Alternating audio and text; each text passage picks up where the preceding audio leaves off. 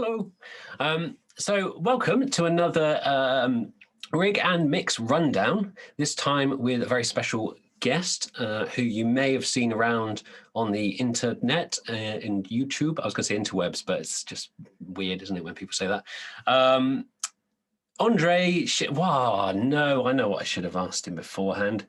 How to pronounce his surname. It's André Shea. We'll ask him in a second. But this Rig and Mix Rundown is going to be quite a bit about planning and looking at going from Stageplots, or not even a stage plot maybe, into the full show, and some interesting challenges that were come across along the way, and how André got over those. And we'll also be taking a look at his mix, and he's got some extra tips at the end. So let's bring him in, because you don't want to talk to me, you don't want to see me, you want to see André. So if he's there, who's there? Hey! Hello, sir. Hello, sir. Good afternoon. How are you? Very well, very well. Thank you very, very much for joining us. Thank you. I haven't seen you for quite a while. I'm really looking forward to this one. So let's maybe start off by just finding out a little bit about you. Yes. Maybe you want to let us know how you got into music, or how, you know, what your background is, and how you got to where you are now and what you're doing now. Yeah, sure. So my name is André Scheier, as we say in Germany, but you can say André Scheier if you want to, if you're more from the French side. And I started doing music when I was 14 or something. I got a guitar from my uncle, and then he gave me my first present, which was a record. And maybe you know this one. Oh no, that's the wrong one. Good start. I wanted to show you a picture of this here. It's still the same. I have to try again later. So it was Led Zeppelin 4. That's the one. So, and the first thing I heard was a E5 power chord on his guitar, and I was sold to music anyway. So from there on, that's when I was 14. And when I got 15 into the music school in our hometown, the head of school said, "Oh, you play guitar. Can you mix? Yes, you can mix. Here's the big band. Here's a mixer. Try it. Give it a try." So that was my first introduction into mixing stuff. And shortly after that, the band said, "Oh, you mixed the big band, so you can mix us as well." And from then on, I got the position as the mixing guitar player, or the guitar player who's mixing, or the other way around. And yeah, then I went to Rostock, and I started studying music and philosophy here. And found another band, found a wife, had a kid, still have, actually, and got more into the recording stuff at first in our local music school. So bands were coming, or just the students here, and the Hochschule für Musik und Theater, which is the University of Music and Arts here in Rostock, in northern part of Germany, asked if I could do some mixing whenever a pop band or rock band and all the exams from all the pop students is coming. So I gladly accepted that challenge, and from there on, my mixing thing started going a little bit wild. Yes, you have got a lot of. So I'm just telling people to post in the comments if they've got any questions. Yeah, please. But you can ask André any questions. You can ask me any questions as well. So yeah, you have got some quite well, from what we were chatting about beforehand as well. You've got some really interesting things going on in terms of like jazz. Doing a bit of classical stuff, you're doing some rock stuff, you're doing, so you're just really into the sound, I guess. That's true. So because I'm coming from the guitar side of things, I always had to do with effects and reverbs. And my first effect board was a Zoom floorboard unit, and then there were parameters like ER, what's that, and tail and decay and stuff like that. And so you had to get the head around a little bit, just to understand what you're doing, and not just fiddling knobs, which works sometimes, but sometimes it doesn't. However, I liked always the technical side. So, and which gives me a pain in the ass sometimes if we're doing a show and I'm mixing and playing and singing at the same time, because my head is split in two, and is the sound good while you're playing? So this is sometimes really hard to do, as you maybe know. Well, especially with the playing that you do, I've seen a couple of your YouTube clips as well, where you're whittling away. I just did something for you. Let me take it. So I have a band here in Rostock which is called ROCKVALLEY, and I will now show you a little clip if you want to. You have no choice. Oh, I'm so bad at this stuff.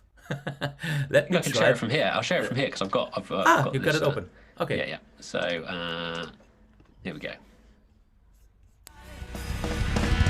I'm running and I'm crying. I can't help what feels right.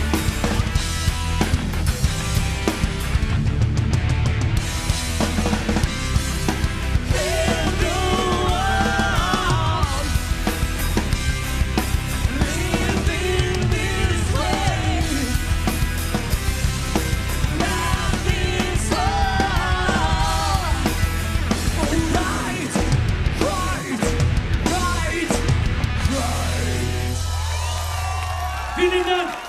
Oh yeah. Oh yeah. Oh yeah. And that was I mean, so in that situation, you're playing guitar and you're also looking at the kick drum mic, which is run away. Yeah. One of many things that happen if you do things for German television. We have some really exciting stuff where, for example, the monitors for the drummers is just turned the other way around, and he's looking at a wonderful backside of a monitor. So great things happen. Great. Yeah.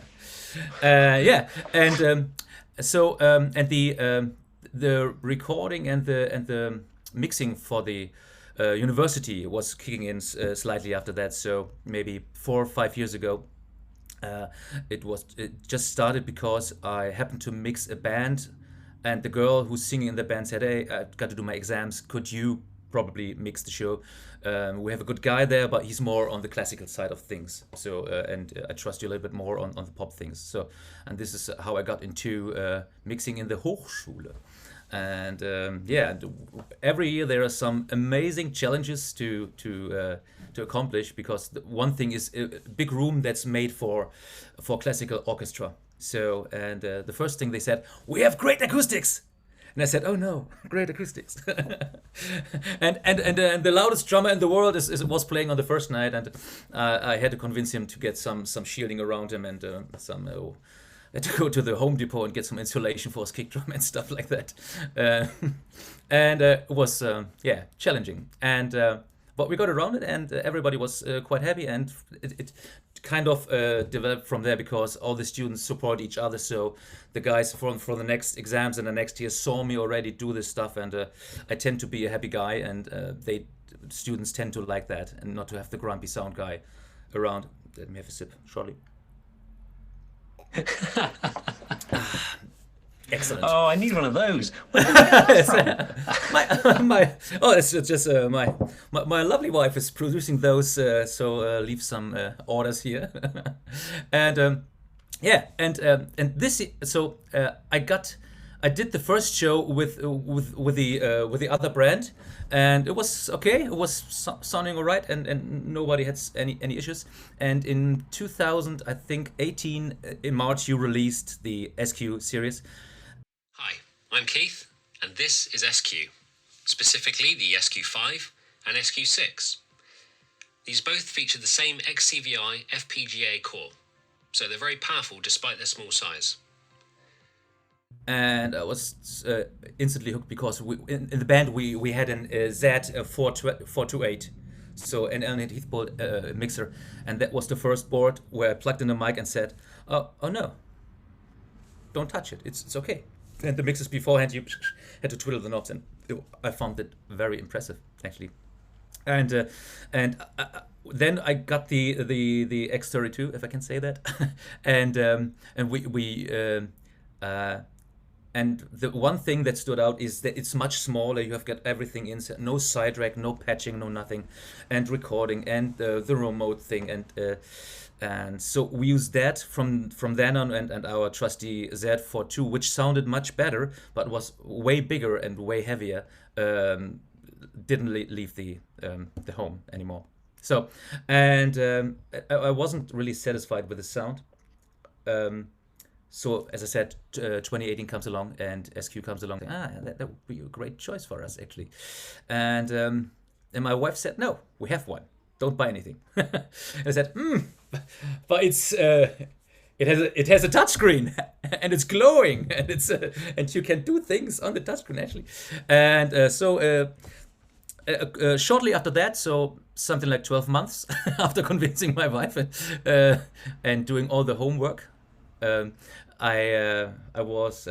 were able to acquire an SQ5, and I wanted to have the SQ5 on purpose because it was the same footprint as the other one, and it was lightweight, and is actually with 10 point something kilogram. Really, it fits in every not pocket, but at least in every back of the car, and that came quite handy the year after that. So 2020, maybe you noticed the different world we had from Q1, and because the board was so small and so conveniently and sounded simply great, I got quite a few gigs in 2020, and I was surprised how many gigs, because they were all really small gigs, but a lot of them. So only outdoor gigs were allowed, and only up to a certain number of people. So there was a guy from our neighbor town called Thomas Putensen, who took me out, only he, 20 times over the summer months. So that was really, it saved my arse, my family. So yeah, but the things in the Hochschule were going through, because the exams were there, and concerts were there, and what added to there was the streaming things. Suddenly everybody had to stream. Every concert, every exam needed to be streamed, and the one thing I did miss on the last stream were all the human water bags, who provided some really nice dampening of the room. And if you want to, I could show you some pictures of the last gig I did with them. So it was, as you've written, 7 gigs in 5 days. So that was quite a thing. And because we have to deal with students, the preparations were not en point. As we say in Germany, and when I talk to the students, hey, I need a tech writer. I know what a tech writer is. No problem at all. So, and the thing I got from them was something like this. Can you see the one? So it says tech writer, 2 mics, a guitar amp, and so on, and 1 drums. 1 drums is cool, and maybe some brasses. So maybe, who knows? And then I did talk to the student and said, "Hey, yeah, I know I know I'm professional, but I need a little more details." So after talking to him, he did send me this one, and I was a bit confused, because suddenly there are trumpets, saxophone, and trombone, and a mallet, and a grand casa, and some congas, and a squeeze box. So there were some more things to consider, and the piano stool is sitting on the side where the thing opens up. So I was a little bit confused, and after talking again to him, and you have to imagine there were 5 students, I had to do this in parallel. So this is one of the things, and the next thing was a corrected version like this. So I suggested to the talents, maybe we could move the brasses to the back, because that room that is especially made for sounding loud for acoustic instruments, for orchestra, is so overwhelming. Especially the lead vocal has no chance at all. So I moved them back as far as I could. And what I usually do, I try to have all my loud instruments in one line. So like, as you can see, the drums, the bass guitars, and the loud ukulele. Because I delay always the PA to the front end of the kick drum. So, and I've got the feeling that, especially in such a reverberant room, that gives me much more definition. So, and I ended up with this. So this is the last thing, and I like to do some funny pictures, like the camper here. Camper is great for me, because one thing to worry not about it. And as you can see, I tried to have all my loud things in one line. The acoustic piano wasn't that loud, but this is how we ended up doing the gig. And I made. Oh, do you have the other video available? Maybe, perhaps. Yes, I do. Oh, yeah. Yeah, let's have a quick look if I can. Yeah, let me tell you in advance. So this is 2 gigs I just cut together because you can see most of the mics I used on that evening. Here we go. Or evenings. Click on the right buttons, Keith. Do the thing. Here we go.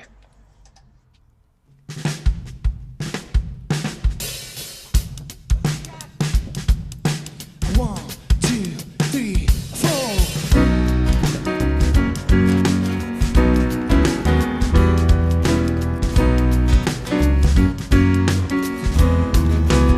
I don't wanna be a billionaire. I just want a comfy place to live, with friends and neighbors always around. They never call me just to walk on in. The doors and windows ain't ever locked, because I don't have any shit to steal. Just a couple comfy chairs to sit, and a pot to cook a family meal. So close your eyes and cover up your ears. This ain't the message that you came to hear, but I can't help it if I just don't care. I don't want to be a billionaire. I'm tired of hearing about the IPO, all of the ways that all the cash could flow. It would be nice if it would trickle down to the people on the other side of the town. Something tells me that it probably won't. Something tells me that it just ain't right.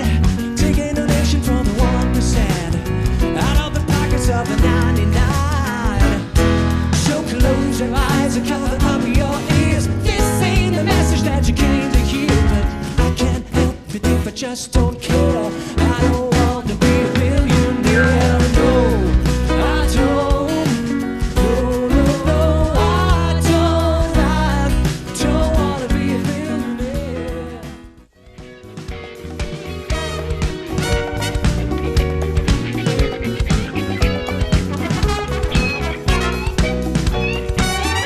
Don't you worry about a thing. Don't you worry about a thing. Don't you worry, 'cause I'll be standing on outside when you check it out. Everybody needs a change, a chance to check out the mood. But you're the only one who sees the changes to take yourself through. Don't you worry about a thing. Don't you worry about a thing. Oh, baby, 'cause I'll be standing on the side when you check it out. It's great. I'm just I'm laughing because I'm looking at the comments. People are commenting on your mix. Piano. Peter says piano too loud. Nah, I'm joking. It sounds great. And then Ashton says kick sounds weak. Nah, I'm joking. It sounds really smooth. You're getting lots of compliments on your mix. Oh, thank you. But it's quite. It does look like it was quite a challenging thing. And like you say, there's no bodies in there, of course. So there's nothing that's soaking up the sound there. That's correct. I think you've got a picture as well of the room from. Yeah, let me take have a quick look. Oh yeah, so this is from where I stand. This is another gig. So I had a lovely iPad holder right there, but you can see the room, and it's really not small, and it's very long, and it has all the wooden panels that try to absorb some of the good frequency, and there are some panels that can be moved to throw back all the bad frequencies actually for me, and the ones at the top can't be moved, and it's giving me some nice delayed overheads from the drum set, and this is great, something like 20 milliseconds or something, a nice wash of overheads. So Just what you get from bouncing there. straight back down. Oh yes, and let me see. I've got so this was the first night. So 5 nights or evenings, and the task was to have 21 singers under Corona rules, and to have them all use different microphones. So we had 21 microphones, and But the funny thing is you can see the PA here. So we use the PA on a stick, actually. It's Kling and Freitag. I don't know who knows the one, but they sound great and they fill the room absolutely fine. DMP subs with E-packs as the power amps. And I like to have my front fills in the left, right, left, right, left, right, left, right configuration so that everybody enjoys a little bit of stereo, because I usually mix in stereo, even if the field is a little bit broader. Say controversial, Keith. It is controversial. and so this is I did show you. One thing on that image, actually, I was going to say, because in the video you mentioned about having the angled, the angled tops, or the top hats. So maybe you can and then also the laser. Yes.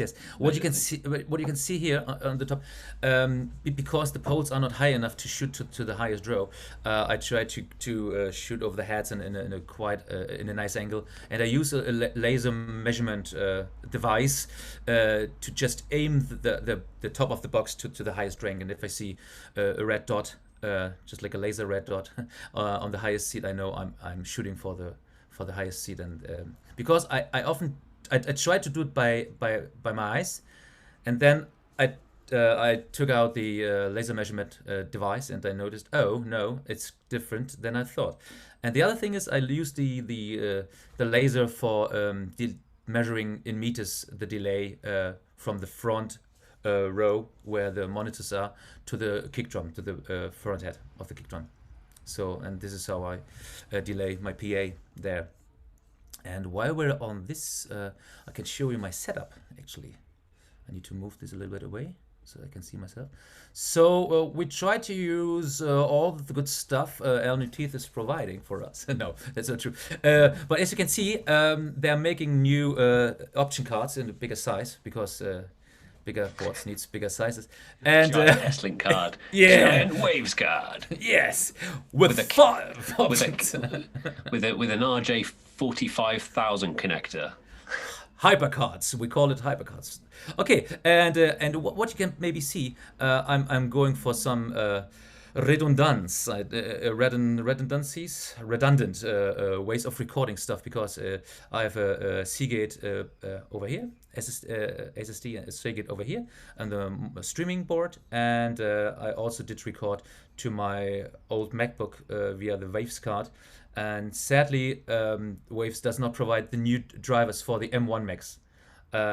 We have to wait until that works. Yeah, and this board is funny. I had no way to get to that while doing the sound check. And this is the Gain Master, as you can see. But we had some, what is it called? Ethernet cables lying around. And so I used my my laptop or my iPad to control the streaming board, to control the preamps, and I don't have to bother anybody of the personnel to stay all the sound checks there and do that, especially on the first night where you have to think 10 o'clock the first one is coming in, and doing sound check for 15 minutes because they hadn't seen or talked to the piano player at all. So 21 15-minute slots of doing sound checks. What I did there is because I said I will not remember the names and I will not remember the faces that evening, so I made a scene for every singer. So maybe I can share that as well. I'm just going to go over that bit again, because that was a really good tip with the how you're controlling the preamp. So you had so you're running Mixpad on the Mac. Yes. Which is then connected to the router, which is standing just outside the big wall here, where no radio frequencies is pushing through, and I just relocated the router, which is for everybody who's interested, an AC 1750 from TP-Link Archer, and never had dropouts with that thing. It's great, and it works. And yeah, so remoted that one who was not available to my hands from my position up in the front of house position, and we had a lot of things going on. So he took some ambient mics for the mix, and we had to have an analog Stagebox because we had 32 inputs, and I sadly only have the 2412. and use some subsnakes to just distribute the things there. And and another funny thing is I've forgotten to mention, here's a CL3, which is the main board of the house. I could have used that, and I used it as a distribution. So I plugged my outputs, just the main left, right, into the CL3, and we did all the distributing to the power amps, which were upstairs from that little board. Yes, and I shouldn't say main, because I use the matrix as my main out. I rarely use the mains as a main out. I usually do go from the matrix. I've just spotted as well. Sorry, I get thrown by things very easily. Yeah. I've realised there's some sort of Inception thing going on here, because at the gig you seem to be watching this stream, which has not yet happened. It's amazing. I did mention Gallifrey before, did I? So from the stream link and from that original console, that's in some setups, that's going to be like your monitor console, and that's using tie lines to send all the channels. Yeah, I did the monitor. I did the monitoring from front of house and the house mix.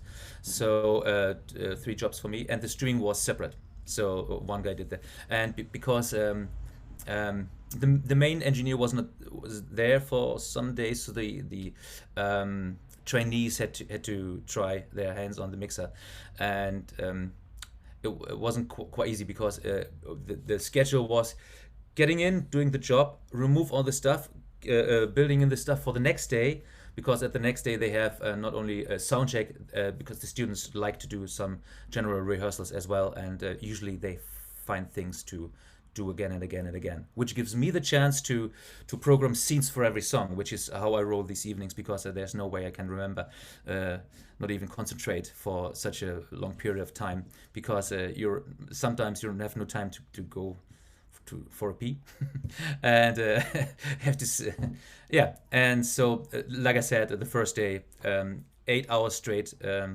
through, and the concentration leaves you after 2 or 3 days, not seeing any sunlight, and just thinking about, is this the wrong is it the right lead sheet, is it the wrong stage plot?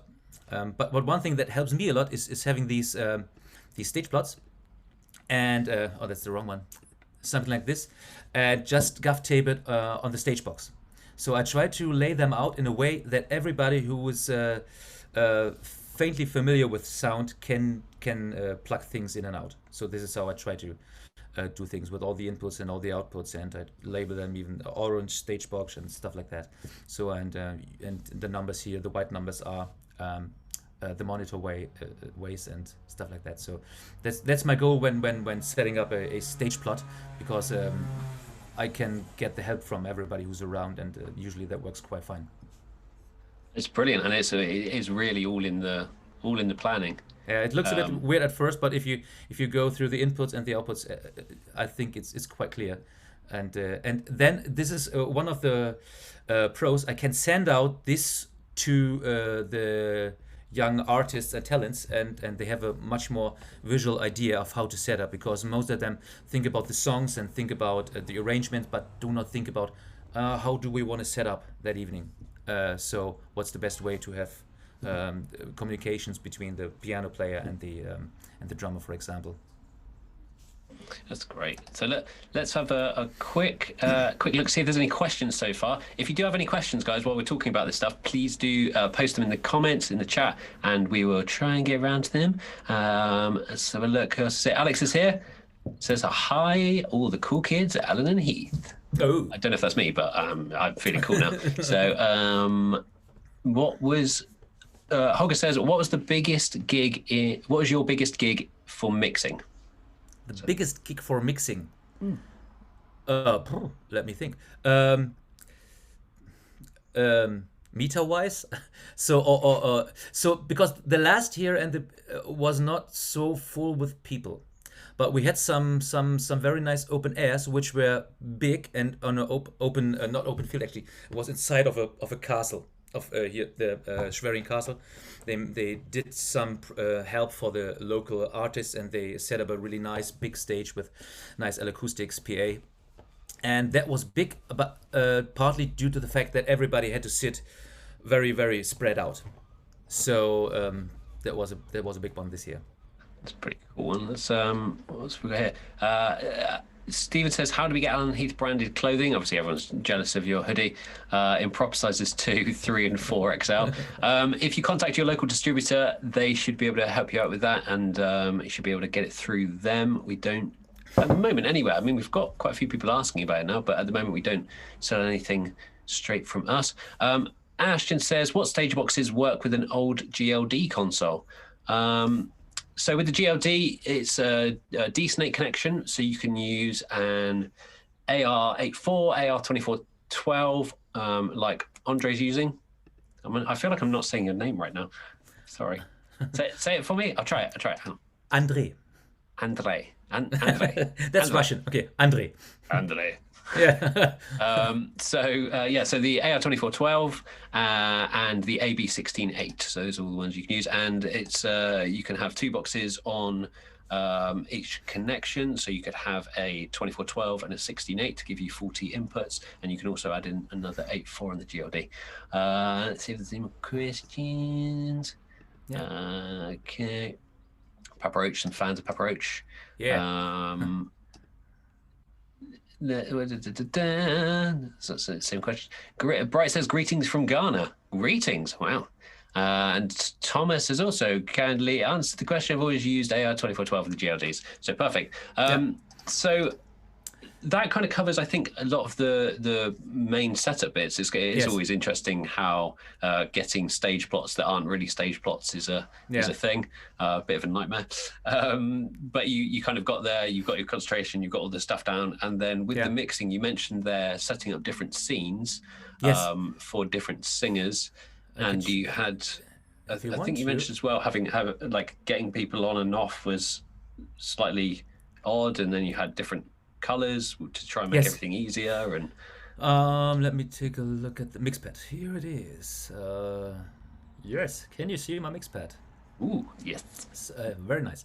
So if we go to the first night, so this is 21 singers and the piano. The piano wasn't so difficult as you might imagine. I like to use DPAs for the stuff if I can, because I feel they sound like the instrument sounds often, and a lot of times I do some sort of guerrilla mixing. So get in, put a mic in front, and raise the faders. So this is sometimes how I have to mix. And as you can see, those are not different evenings. Those are all the singers. So Lena, Judith, and as you can see, all the girls and boys who were singing. And I did some. Oh, I didn't load it correctly. Great. Now we're good. So I had a yellow square, a green square, and a red square, and they brought their own mics, or were provided with the mics from the university, and most of them used some kind of 58-ish microphone, and I was surprised how different all those sounded. I can show you some. So I know those were all 58s right here, and tremendously different. And we had no chance to swap around and see if there were some faulty ones, because Corona, you know. And what I did do then, I made a layer. Okay, actually, basically, I never touch layer A and B. I leave them as the input layers, and because in the beginning I did rearrange them, which is fun, and to drag and drop channels. But if you drag and drop them from the channels and you accidentally forget one, you suddenly midden in the show, oh, I know, the bass is gone somewhere. I've forgotten to pull it down. So I made it a habit to never touch layer A and B if there's 32 inputs, for that matter. And I use the lower, something like this, as my mixing layers. So, and in this scene, as you can see, there's just piano and the singers, and this is the guitar track.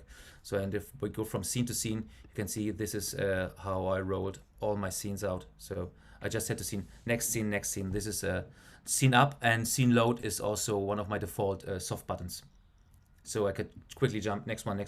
And another habit from me was at that night to always mute the vocal mics, because they were lying right in front of the monitor wedges. So they're going on, they're grabbing, wait, unmute. Song is over, mute. And yeah, 2 hours of fun to mute and unmute, but we got around and no feedback at all, so that was great. And on the next night, there were the thing you've heard, I don't want to be a billionaire. So there you go. And some more wild things are going on here. Since you're asking, Keith, my favorite compressor for drums is the Peaks 76. I use that quite extensively. And I usually use it in parallel path. I like that a lot because I like to erase the RMS without losing the transients. So, and I feel that's a good way to do it. And I do the same on the group. So I almost never use them straight to the main or the matrix. I use the groups when I can. In this case, we had 8 monitors, so that wasn't so easy to have as many groups as I like to. And on the groups, there is also a Peak 76. My go-to comp for EBs, I use this one, but I like to use the Peak 76 as well because I feel it sounds better on bass, but it doesn't have the sidechain ability. This is the only mixer add-on that doesn't have that, and I'm very sad about it. And because usually I had to do something like this, I don't want the low end to trigger the compressor. I like the compressor at this stage to just control the slap and pop stuff that I don't like, and I do a compression in the bass group. Compressor. Oh no, I didn't hear. Trust me, normally I do. Yeah. I should jump in as well. And while you're talking about groups, is as you're plugging our amazing deep stuff, and you're plugging us with. I need one of those mugs. But also in Andre's series that he's doing. I'm just going to keep saying your name wrong now. Sorry. That's all right. André. André. André. But you can go check out on his YouTube videos. Where the recent series is about controlling different things in different groups. So there's like 3, so there's DCA and groups and gangs and the gangs. Yeah. So I like gangs. It's the first spot I had actually the ability to use gangs, and the boards before didn't have that. And for me, I use it sometimes when mixing, when doing the fake stereo guitar, and don't want to use 3 different compressors while the show. I set up them as a gang, and one is in the middle. The other 2 are copies of the input on 2 different channels, and spreading out left, right, hard pan, and I delay one of the channels by, depends, 15, 20, 25 sometimes milliseconds. But this is where I listen to the room and listen to how far are they outside, because I don't want them to do like this and have a actually slap. So, and this gives me a great way to have a bigger chorus if the verse is over, just with 3 fingers and mute and unmute all of them. So maybe we could talk about a way to do that differently. But the 3-finger approach at least works fine for me. And yeah, so this is how, and I use gangs as well when I set up things. So when I have to do a lot of moving the high-pass filter, I like to do that with a gang. So I put all the drums in a gang and all the all the green stuff, and which are my instruments here.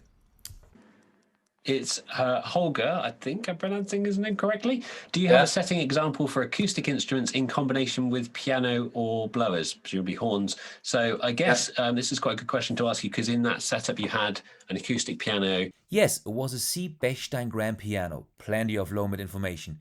I had to carve out a lot of that to make room for all the other instruments and vocals in the PA. Still, the grand piano sounded full because of the acoustics of the room. You had a ukulele in one bit, and then you've got the horns as well. Yeah, as I mentioned before, when they are available, I like the 4099 because they are small and they have adapters for all kinds of instruments. So I squeezed 2 of them into the piano and closed the lid, so that helped enormously with the feedback problems we used to have with the normally would use something like Neumann KM184 with hypercardioid capsules, and if I can, I use the same mics on the instruments where I know that they sound good, not just to use the same. So, and on the brasses as well, we use the 4099, and for me, one trick is to get them far apart. So the acoustic piano and the brasses were just on opposite sides of the room. So, and closing the lid helps a lot. You can't get in that room. There's no way to have quiet brasses. The microphones are there to record and enhance a little bit and make it maybe a delay or an echo or something. And the piano is safe by the lid itself. So, and for the acoustic guitar, it really depends. We usually use the DI out, and the ukulele had the DPA as well. But that was another song with a quiet piano, so had no problems there at all. And I used the high-pass filter extensively. So this is what I wanted to say about ganging. So whenever I start making a scene, I gang a lot of things, and I raise the high-pass filter to 120, 130, 150 hertz, and then I dig out the low pass, the low band of the EQ, because it's stuck at 63 hertz, and I don't need it there if my high pass filter is around 150 or something. So, and after doing that and setting up maybe some compressors for everybody and some little blips and blats, I ungang them, but not the ones I want to have ganged. And maybe like the piano, I like ganging more than the stereo feature, because you have no choice what is stereo linked if you just say stereo. And the ganging feature allows you to gang different attributes of the mix. Yeah, so if anybody hasn't looked into that too much, when you switch a channel, you can switch an odd even pair of channels on the SQ into a stereo mode, which is in the core. So that's you're changing the architecture of the core. The benefit of that is that you can get a stereo channel on a single fader without looking at multiple EQs and things like that. Yeah. But with ganging, what you can do is flip it, because you're not changing the core with ganging. You don't have to reboot the core, which means there's no audio interruption. So on a scene by scene basis, you can add channels into the gang, add input channels into the gang, choose which things are connected. So in this case, it's the high pass filter, and you can then control multiple channels at once with and what you're saying is using it for setup to be able to quickly adjust the high pass filter for loads of channels in one go. Yeah. And then maybe take them out of the gang. Or really. Sometimes I use just copy paste. That can be fine. But sometimes if I want to use gangs anyway, I use the ganging feature as well for setting up things. And one thing is, I forgot to mention, don't forget to ungang things. You don't know, because if you're ganging all the attributes, just like the faders, for example, they all jump to the same level. And it's not like a DCA group where you can control the levels on different levels. Let me see what I'm talking about. Yeah, so it matches them rather than having an extra multiplier, which is like what a DCA is. Right.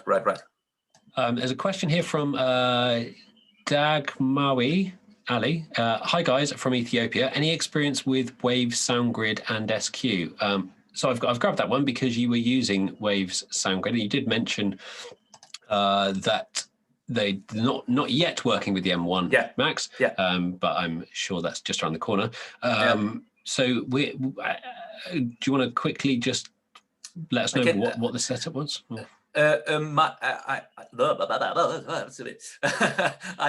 bought the card initially to be able to record all 48 channels, because when the board was released, there was only 16 channels of USB via the SQ drive. I think, if I remember correctly, and I wanted to have 48s at a good sample rate, and I then thought, I could get some kind of server, the Extreme or the little one, the mobile maybe, and use effects, because I use when I'm recording, and I use quite a lot of wave effects actually, and but I found myself not wanting to want them so bad, rather than having an easy setup. And a lot of things I had last year, and the year before were quick in, quick out, and one thing I can't control from the iPad is the setup of the effects in the mix rack, or the what's called a super rack now, or Live Professor, or whatever you can use for that matter. So I went for the more easy route and didn't acquire more Waves stuff, but I use it for recording if more than 32 channels are questioned.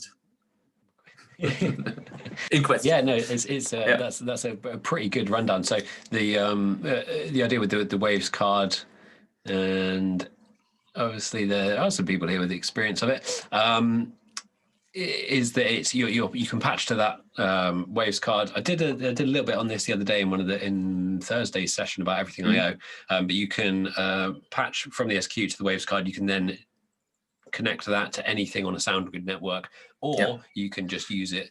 So you could use it with a server, as you're saying, or you can just use it with a computer and then have effectively a virtual sound card, just like anti-virtual sound card, and you can send stuff to and from the computer, or just record, or use a virtual playback, virtual soundtrack, or things like that. So. I do that quite often. Virtual soundcheck is one of my favorite stuff. I use regularly, and I like that there is even a library button where it says USB inputs, so you don't have to manually put them all back to USB. And I usually, as the user setting, I save a user patch for the inputs, because you're screwed if you don't do that. Oh yes, that can really catch you up. There's Venus here. It says hi. Hello. There's one here from Jonathan. He says, how smoothly would scenes work when working on theatrical productions? Can you insert scenes as you're building your production? For example, you put in scene 3 and then you make scene 4, but you make a mistake and you need to insert a new scene in between. So I'll have a go at this question, and then you can also have a go at this question, because obviously you're using lots and lots of scenes. So you can't insert scenes at the moment. It is something that's been requested quite heavily. So it probably will be something that we look at. We're always trying to gauge demand for different features. We obviously get a lot of feature requests and suggestions.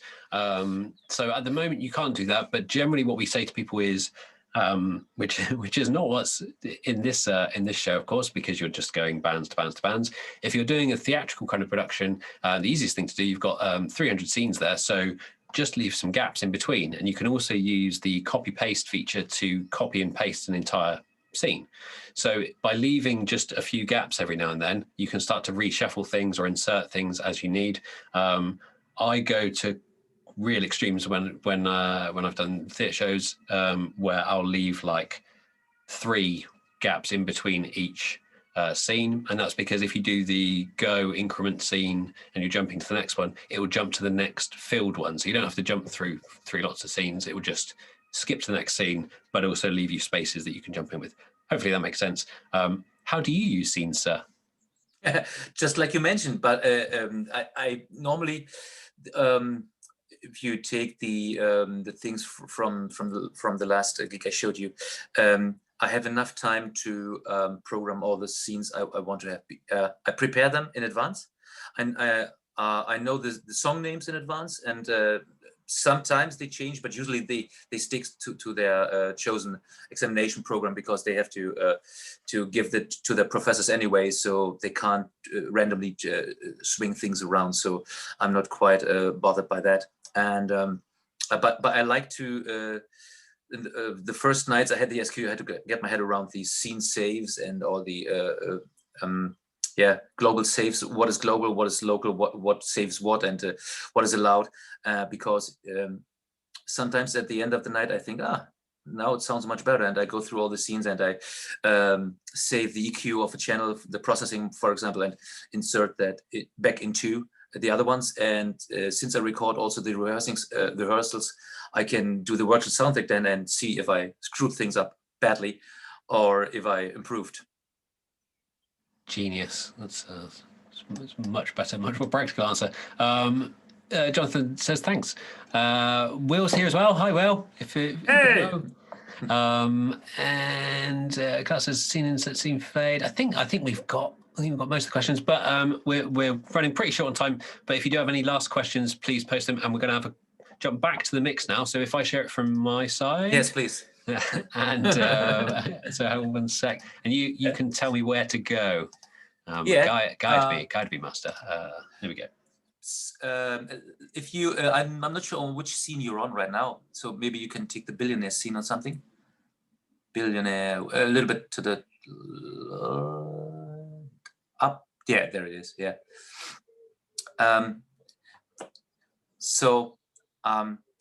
What I like to do, but I know I did not do this on the last song right here. I like to use a in the effects. I like to use a chorus on the bass. I'm pretty sure there is a reverse. Yeah, the gated reverb. So. Because effect slots 4 I usually change around all the evening. So this right now has the gated reverb. It usually has a chorus there. And the gated reverb was because in that song and the song before, the guys used a drum trigger. And it should sound like an 80s song, but it didn't sound 80-ish enough for me. So I inserted the gated reverb and it 80'd it up quite a bit. And on the other songs, I usually use a chorus, but sometimes that changes from scene to scene, or from night to night. But chorus in that room helps tremendously to make the bass be heard, especially not just that there is something low frequency content, but let the note be heard of the bass. So chorus is my go-to for bass in that room. It's the only thing, personally. I know this is personal taste, but the chorus on bass is the only time I can deal with chorus. Yeah. So another quick look. So you've got quite a few groups set up as well. Yes, they are not presenting exactly what I did because the setup of the groups is a global one, and I did send you some scenes that went over through different shows. So when I changed the shows and the groups change as well. So it might be that there were only 5 groups on that show. Oh, I've just come across the other peak limiter 76. Yes, I use that one for fun and for a little bit more coloration. So I use groups, compressors for colors more, and I use the compressors in the channels for a little bit more of control and more RMS. So it is switched in, and I maybe have gotten the infamous all yes, and I think the silver face sounds better than the black face in this case. Usually I would go with the black one. It's a little bit more subtle. This one has more aggressive sound to my ears. Maybe it's completely different. I'm going to ask. So you're all in. Your input's very high there. I'm gonna say, but you're not switched in. But no, because parallel processing. Mm-hmm. No. This is all the way in. So, as I said, I smashing it. Yes, for effect, and I like to use other things as well. Well, that's a great information. So, but sometimes you will find nothing, like this one, for example, where I only use because if it sounds good, I don't use anything. And sometimes there are channels where you think I've forgotten to do things, and might be, but most of the times, if it sounds good, I don't change that because it's not important for me. And a lot of things are coming through the room as well, so I have to work with the room and not against it. Yeah. So this is you can see a curve I didn't use. I copied that one to my mains. So this is the main, the same but a little bit more bass, I think. So what you've done there is taken the main LR and then you push that through to a matrix. Because I started using the main LR because the first informations were we have no front fills available. So I thought, yeah, let's go with the mains. And then I got some mains, and I did copied the EQ to the matrix one. And the fill were small boxes, and he said, please save them. And I didn't want to shoot them, especially in the low end. So this is what this is for. It's very kind of you. I know. The one thing I did notice as well is how quiet your overheads are. Yes, they are. And just off, right? They are off, and I didn't bother to work on the EQ too much, as you maybe can say, see. And there were only 2 toms, so this explains the other tom, and yeah, and while in that room, I started taking out the lows quite low in the toms. Usually I take them a little bit higher, and but this one is really low mids, I think. Yeah. I'm leaving the extreme curve on the screen. In fact, if I Yeah. because I know people love to comment on really quite extreme EQs. Do it. So it's always quite funny. But the main important thing to know, because we do have comments about our EQ as well, and people say, "Oh, I can't hear it doing a lot," and it is very, very like musical. I mean, you could use all kinds of words for it, but it's quite smooth, and it's more about what it sounds like. And we're not messing with stuff too much in there. So I was so keen in the beginning to get an RTA, and I was, yay, they make an RTA, and nowadays I don't use it. So as it is, and especially when you have a room where you get so much information from the room itself, so you have to accomplish a good sound with the room. Yeah, keyboards use highs. Neat, they always use. Brilliant. So before we'll probably have to wrap up in a minute. Unfortunately, we didn't get as much time to look at the mix as I wanted to, but I know you've got a few tips. I'm gonna quickly look at the questions. But if you've got any other tips for the guys out there that you can give them some information, some fun things to try, maybe. Anything like that? I like to mix the things I mix in the box. So maybe I use Logic, and I use a lot of wave stuff. And I like the CLA plugin series. And I try to match what I hear on the SQ. So this is some kind of sport for me, to taking out the SQ and punching plugins in and trying to get the same sound, and trying to get to see what is under the hood, because you can't see what is under the CLA stuff. Is just an interface, and there are things going on you are not allowed to see by Chris Lord Alge's demand. And this is a really good practice to try to match things you hear with the things you have on board, and that goes so far that I try nowadays to do productions on the SQ and try to mix things solidly out of the box, so in the SQ, and that works. This is fine, and I think it speaks to the board. I was doing that myself the other day, actually, mixing something outside. I was messing around with plugins, and I was just like, I can just do this on the SQ, because it's just there, and I can just touch it and go done. So I just did that. I used my SQ backwardsly enough. I used the SQ as a plugin, basically. Yeah, that's what it's for. I did want to go on the stereo spread, in case people didn't pick up on that earlier, just because that's another great tip of using a short delay, millisecond delay, or you have yours in meters, don't you? But yes, this is the setting up phase is changing it to meters. If you on the surface, where you go to surface preferences, you can change from milliseconds to meters or feet, I think. And when I set up, I just use the meters feature and measure all the things I need to measure, and push the main, or in this case the matrix. I push the matrix back, I shall say, and then I switch it back to milliseconds and use the channel delay to create this fake stereo image of the things I want to have stereo. And I sometimes stereoize even keyboards that coming in stereo to make it even more stereo, and then put a phenomenal tube stage in front of it and give it a little bit more color. And this is fun. That's good. You've just answered the next question, which is from Dustin, who said, "Are you using any of the tube pre-emulation?"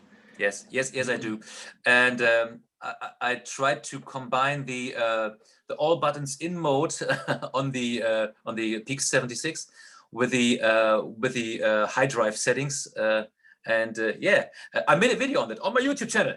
Hey, where I tried to accomplish a driven guitar hard rock sound. Basically, what happens if your guitar amp fails? Can you accomplish a usable electric guitar sound to do your Deep Purple Cover Night and use just the things inside the SQ? And it works somehow. It's a great tip, and I am going to just quickly post a link to your YouTube channel because there's loads of really cool stuff in there. There you go, youtube.com. Let's go to the videos page. There we go, guys. Hopefully that link works for you there. You'll see there's like, I don't know, what is there, 40 now? Yeah, 40 videos. Of all different things, different tips and tricks with the SQ. Brilliantly put together. And also highly amusing. I'm starting getting into DaVinci Resolve, so expect more nonsense. What was the one the other day? Didn't someone pick up on the fact that you were using this Star Trek Wars theme with the Star Wars? I used an Imperial Star Destroyer to fly over the SQ and use the music of the original Star Trek series, and they sense the disturbance of the Force. So pretty much, if you want to go and have, I feel like I'm really boring now. I don't have Starship Destroyer X-wing fighters or anything like that, laser beams. But yeah, if you want to go and check out the channel, the link is there in the chat. We're going to wrap up now. Thank you very, very much for joining us today. You're welcome. Go check out the YouTube link, and if you've got any more questions, send them to us, and I'll pass them all on to André, and he'll answer all of your questions. And quickly from me, I want to thank Alex and the support. I had a lot of questions in the beginning, and he was so quick with answering them, and always quick. And the same with you when I had some problems with the board when I forgot to switch off the low cut, the high pass filter. So within 1 hour, you get usually on a workday, on a weekly basis, you get very quick answers from the Allen&Heath guys. So thanks for that from my side. Oh, no worries. And Alex, good shout out for Alex there, because he is an absolute legend. He is the greatest support guy ever. So if you do get through to Alex, you've won, pretty much. Okay, so thanks very much, guys. Thank you for joining us. And check out other sessions that we've got coming up, which will be on the allen-heath.com/sessions page. On Thursdays, we're looking at either SQ or Avantis or DLive individually with myself and Jack. And also there's some Zoom webinars which you can sign up for and attend on Tuesdays. Mostly those are happening with Val. And I think in the next couple of weeks, we're going to do one all together again, which is always good fun. So hopefully see you guys at some of those in the future. Thank you very much for joining us. Thanks for sticking around. Hopefully it was useful, and we'll see you again next time. Thanks, André. Yeah. Bye-bye. Bye. Right.